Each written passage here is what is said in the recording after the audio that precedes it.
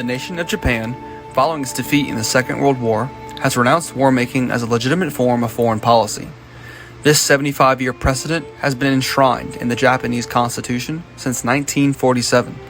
Article 9 of the said Constitution forbids Tokyo from engaging in war, stating, "Aspiring sincerely to an international peace based on justice and order, the Japanese people forever renounce war as a sovereign right of the nation, and the threat or use of force as means of settling international disputes.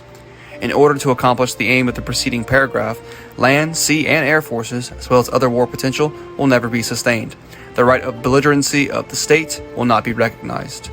Japan, along with U.S. interests in the Pacific, faces an intensifying tsunami bearing down on the island nation from three directions. North Korea is threatening preemptive nuclear strikes in the west. Russia is conducting military drills to the north in the disputed Kuril Islands.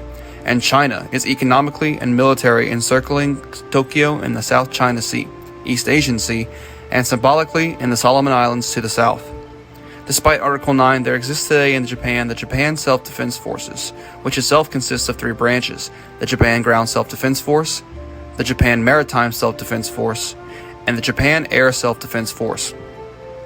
Since the Constitution of Japan's ratification in 1947, the interpretation of Japan's warring capabilities has always come under question. By the dawn of the 21st century, serious talks have been made regarding the state of the JSDF and whether or not it can or should expand. Since the February 2022 Russian invasion of Ukraine, there's been growing military coordination between China and Russia. This has resulted in an uptick in military activity around Japan.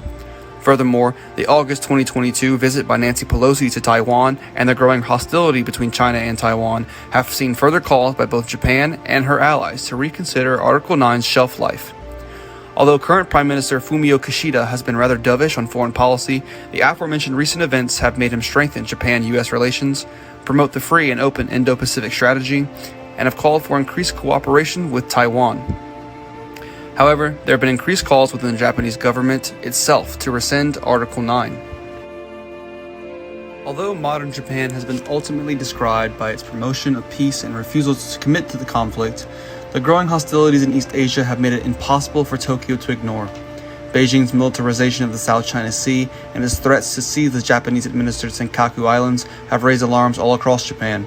AUKUS, the new Australian, UK, and US tripartite military alliance in the Pacific, can strategically provide a nuclear check on Beijing, but, as evidenced in Ukraine, Japan needs robust conventional military offensive capabilities.